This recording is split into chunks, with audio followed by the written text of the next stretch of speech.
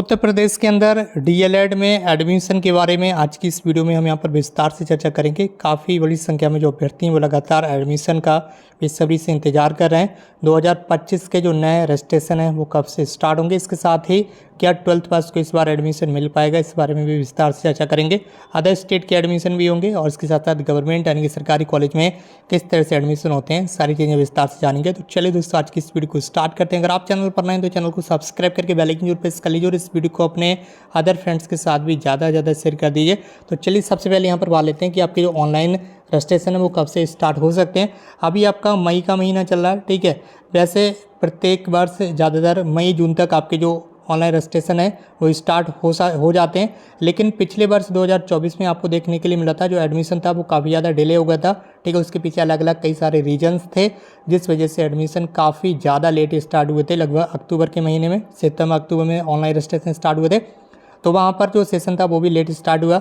लेकिन इस बार पूरी उम्मीद है कि अभी आपका ये मई का मंथ चल रहा है, ठीक है, या तो इसी महीने में आपका नोटिफिकेशन आ जाएगा एडमिशन के लिए, या फिर जून के महीने में आपका जो ऑनलाइन रजिस्ट्रेशन है वो स्टार्ट हो सकते हैं। तो इसके लिए आप पूरी तरह से तैयार रहिएगा। एक बार फिर मैं आपको बताना चाहूँगा, यूपी डीएलएड में किसी भी तरह का एंट्रेंस एग्जाम नहीं होता है। इसमें मेरिट बेस पर एडमिशन होते हैं। जब मेरिट बेस पर एडमिशन होते हैं तो आप जिस दिन ऑनलाइन रजिस्ट्रेशन करेंगे उस दिन तक आपके पास सभी तरह के जो डॉक्यूमेंट्स हैं वो उपलब्ध रहना चाहिए, जिसकी आपका जो यदि ग्रेजुएशन के बेस पर अभी तक एडमिशन होते आ रहे हैं, ठीक है, 10+2 प्लस ग्रेजुएशन, ठीक है, जो यूजी कोर्स होता है, ठीक है। तो इस बार भी यदि अंडरग्रेजुएट कोर्स को कंपलसरी किया गया तो इसमें तीनों कोर्स आपके कंप्लीट रहना चाहिए उस दिन तक जिस दिन आप ऑनलाइन रजिस्ट्रेशन कर रहे हैं, यानी कि फाइनल ईयर का रिजल्ट आपके हाथ में होना चाहिए, भले ही वो ऑनलाइन डिक्लेयर हो, ठीक है। अंडरग्रेजुएट कोर्सेज का अगर यूजी कोर्स को कंप्लीट यहाँ पर कंपलसरी किया गया तब, ठीक है। अभी तक जब भी एडमिशन हुआ है, ठीक है, अंडरग्रेजुएट कोर्स मांगते हैं।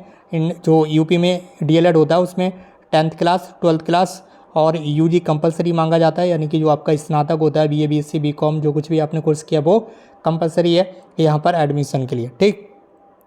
तो ये तीनों कोर्स आपके कंप्लीट रहना चाहिए उस दिन तक जिस दिन तक आप ऑनलाइन रजिस्ट्रेशन कर रहे हैं। लेकिन यदि हो सकता है इस बार आपके जो एडमिशन है वो 12th बेस पर हो जाए, और पिछले वर्ष में पिछले सेशन में यहाँ पर हाईकोर्ट के निर्देश भी दिए थे कि यहाँ पर जो जिन अभ्यर्थियों ने जिन छात्राओं ने याचिका दायर की थी, ठीक है, उनको निर्देश दिए गए थे कि यहाँ पर इन अभ्यर्थियों को जो एडमिशन है वो 12th बेस पर किया जाए। अब पीएनपी ने उनके एडमिशन किए या नहीं किए इस बारे में कोई भी आगे जानकारी नहीं दी गई। फिलहाल वो केस अभी तक पेंडिंग में चल रहा है, ठीक है, और उस पर रिव्यू पिटीशन भी दाखिल की गई है पीएनपी की ओर से। अब उस केस में जो भी आगे की कार्रवाई होगी वो आगे आने वाले समय में आपको पता चल ही जाएगा। फिलहाल पिछली बार के जो एडमिशन है वो पूरी तरह से निपट चुके हैं। अब जो नए एडमिशन होंगे वो 12th बेस पर हो भी सकते हैं, ये यहाँ पर पीएनपी के ऊपर डिपेंड करता है, ठीक है, और गवर्नमेंट के ऊपर डिपेंड करता है। यदि वो परमिशन देती है तो 12th बेस पर भी आपके एडमिशन हो सकते हैं, लेकिन उसके लिए भी आपको 12th क्लास कंप्लीट रहना चाहिए, यानी कि उसका रिजल्ट डिक्लेयर रहना चाहिए, क्योंकि यहाँ पर मेरिट बेस पर एडमिशन होते हैं। मेरिट बेस पर जब एडमिशन होंगे तो जो भी कोर्स आपने कंप्लीट किया है, जिसकी 10th क्लास पास किया, 12th क्लास पास किया, इनकी मेरिट के आधार पर ही एडमिशन होंगे। इनके मार्क्स वगैरह ऐड करके मेरिट बनाई जाती है। तो इसमें अपीयरिंग वाले जो अभ्यर्थी हैं वो आवेदन नहीं कर सकते हैं, ठीक है। डीएलएड में अपीयरिंग वाले अभ्यर्थी आवेदन नहीं कर सकते हैं।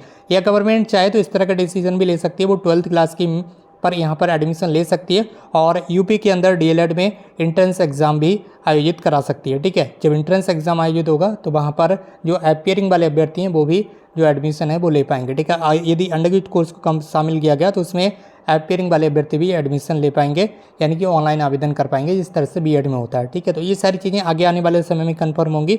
अभी पूरी तरह से आप इस तरह से मान सकते हैं कि जिस तरह से पिछले वर्ष अंडरग्रेजुएट कोर्स को कंपलसरी किया गया था, ठीक है, कंपलसरी है ही, वो पहले से किया नहीं गया था। जिस तरह से यूपी के अंदर 10th plus 12th plus undergraduate course को मांगा जाता है, उसी तरह से इस बार भी आपके एडमिशन होंगे। अभी आप यही मानकर चलिए, ठीक है, अभी आप यही मानकर चलिए कि ये यूजी कोर्स यहाँ पर कंपलसरी रहने वाला है। आगे जो कुछ भी चेंजेस होगा तो उस समय पर आपको जानकारी दी ही जाएगी। इसके साथ ही 12th पास को एडमिशन मिलेगा या नहीं मिलेगा, आगे जो भी जानकारी आएगा आपको तुरंत इन्फॉर्मेशन मिल जाएगी। ऑनलाइन रजिस्ट्रेशन के बारे में आपको बता ही चुका हूँ। यदि मई के महीने में आपके ऑनलाइन रजिस्ट्रेशन स्टार्ट नहीं हो पाते हैं तो फिर जून के महीने में आपके जो रजिस्ट्रेशन है वो स्टार्ट हो जाएंगे। जैसे ही गवर्नमेंट की तरफ से इसके बारे में नोटिफिकेशन आएगा आपको तुरंत इन्फॉर्मेशन मिल जाएगी। इसके साथ साथ अदर स्टेट के बारे में अभ्यर्थियों को काफ़ी ज़्यादा चिंता है।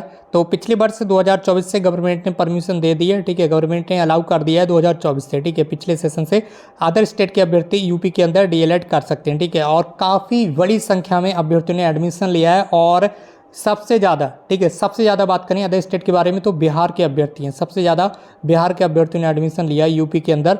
अदर स्टेट के बारे में अगर बात करें तब, ठीक है। इसके साथ साथ उत्तराखंड हो गया, दिल्ली हो गया, ठीक है, हरियाणा हो गया, या फिर आपका राजस्थान हो गया, यहाँ से भी काफ़ी बड़ी संख्या में अभ्यर्थी आए हैं यूपी के अंदर डीएलएड करने के लिए।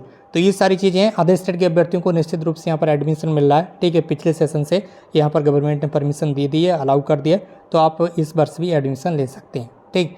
अब ये सारी चीज़ें होंगी। इसके साथ साथ कई सारे स्टूडेंट जानना चाहते हैं कि सरकारी गवर्नमेंट कॉलेज कैसे मिलता है। तो गवर्नमेंट कॉलेज के लिए मेरिट बेस पर अभी तक एडमिशन होते हैं। तो जिस स्टूडेंट्स की मेरिट अच्छी होती है, मार्क्स अच्छे होते हैं, 10th क्लास में अच्छी परसेंटेज से पास किए होते हैं, 12th क्लास अच्छी परसेंटेज से पास किए होते हैं, और अंडरग्रेजुएट कोर्स 80% अच्छे परसेंटेज से पास किए रहते हैं, अच्छे मार्क्स होते हैं, ज़्यादा मार्क्स होते हैं, उनको गवर्नमेंट यानी कि जो डाइट कॉलेज होता है वो मिल जाता है आसानी से, ठीक है। कई सारे ऐसे अभ्यर्थी भी होते हैं जो डाइट कॉलेज में एडमिशन नहीं लेना चाहते, क्योंकि डाइट यानी कि जो गवर्नमेंट कॉलेज होता है वहाँ पर आपको डेली क्लास अटेंड करना होती हैं, ठीक है। ये सारी चीज़ें भी यहाँ पर रहती हैं गवर्नमेंट कॉलेज की। प्राइवेट कॉलेज में कोई आना जाना नहीं रहता है, आपके ऊपर डिपेंड करता है आप कॉलेज आए या नहीं है, आपको केवल एग्जाम देना होते हैं। बाकी सारी चीज़ें आपको इसी चैनल पर लगातार मिलती रहेंगी। और यहाँ पर ऑनलाइन रजिस्ट्रेशन करने की फीस यहाँ पर ज़्यादा नहीं रहती है, 700 के समथिंग रहती है जनरल ओबीसी कैटेगरी के लिए। बाकी SC ST PH कैटेगरी के लगभग 500 के समथिंग रहती है। तो ऑनलाइन रजिस्ट्रेशन करने की फ़ीस आपकी ये रहती है। बाकी जब एडमिशन आपका हो जाता है तो एडमिशन के लिए जो कोर्स की फ़ीस रहती है वो प्राइवेट कॉलेज की फ़ीस से 1 साल की फ़ीस 41,000 रुपये रहती है, ये आपको पता ही होगा। 2 साल का कोर्स रहता है तो दूसरे साल की फ़ीस भी इतनी ही रहती है, ठीक है। प्राइवेट कॉलेज की फ़ीस प्रत्येक वर्ष की फ़ीस इतनी रहती है। ये अब गवर्नमेंट कॉलेज के ऊपर डिपेंड करता है, ठीक है। कॉलेज के ऊपर डिपेंड करता है, प्राइवेट कॉलेज के ऊपर, कि वो इस फीस को कम भी कर सकते हैं, ठीक है। 1 वर्ष की फ़ीस इतनी है और इतनी ही फीस आपकी दूसरे वर्ष की रहती है। अब प्राइवेट कॉलेज के ऊपर डिपेंड करता है, उस फीस को कम भी कर सकता है। गवर्नमेंट कॉलेज की फ़ीस बहुत ही कम रहती है, केवल 10,200 रुपये रहती है 1 वर्ष की, ठीक है। 1 वर्ष की फ़ीस केवल 10,200 रुपये रहती है और इतनी ही फीस आपकी दूसरे वर्ष की रहती है। इसमें कुछ भी कम ज़्यादा नहीं होता है, क्योंकि ये गवर्नमेंट कॉलेज है, ठीक है। गवर्नमेंट कॉलेज की फ़ीस कम रहती है, ठीक है। ये गवर्नमेंट कॉलेज है, गवर्नमेंट कॉलेज की फ़ीस कम रहती है 10,200 के समथिंग, कुछ 150 रुपये या 200-300 रुपये आगे पीछे रहता है, ठीक है। बाकी यही रहती है गवर्नमेंट कॉलेज की फ़ीस। प्रत्येक वर्ष 2 साल का आपका कोर्स रहता है, प्रत्येक वर्ष आपको ये फ़ीस देना होती है। बाकी प्राइवेट कॉलेज की फ़ीस भी आपको बता दी। इसके साथ ही यूपी डीएलएड कोर्स में आपके टोटल 4 सेमेस्टर होते हैं। कितने? पहले वर्ष 2 सेमेस्टर होते हैं, इसी तरह से दूसरे वर्ष भी 2 सेमेस्टर हो जाते हैं। टोटल 4 सेमेस्टर होते हैं। 1 सेमेस्टर आपका 6 मंथ का होता है, ये भी आपको ध्यान रखना है।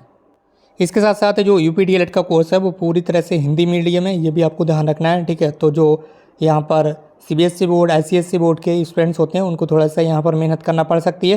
हिंदी मीडियम के अभ्यर्थियों के लिए कोई ज़्यादा यहाँ पर प्रॉब्लम वाली बात नहीं होती है। बाकी आप चैनल को सब्सक्राइब करके जुड़ जाइए, आगे की जो भी इन्फॉर्मेशन होगी वो आपको इसी चैनल पर लगातार मिलती रहेगी। और इस वीडियो को शेयर भी कर दीजिए अपने फ्रेंड्स के साथ, ठीक है, ताकि सभी अभ्यर्थियों को सभी जानकारी मिल सके। बाकी यूपी डीएलएड में एग्जाम पेपर वगैरह कैसे होते हैं वो आगे आने वाली वीडियोज़ में आपको लगातार देखने के लिए मिलता रहेगा। जब आप इस चैनल को सब्सक्राइब कर लेंगे तो यहाँ पर सारी इन्फॉर्मेशन लगातार आपको दी जाएगी, कोई भी अपडेट आपसे मिस नहीं होगी। इसके अलावा जैसे ही नोटिफिकेशन आ गए यूपी डीएलएड में एडमिशन के लिए, ठीक है, आपको तुरंत इन्फॉर्मेशन मिलेगी इसी चैनल पर, इसलिए आप हमारे साथ इस तरह से बने रहेगा। अगर आपको कोई सवाल है तो नीचे कमेंट बॉक्स में जरूर टाइप कीजिएगा।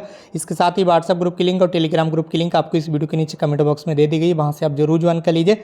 आज की इस वीडियो में बस इतना ही, मिलते भी एक नई वीडियो में एक नई इन्फॉर्मेशन के साथ। Thank you so much for watching this video.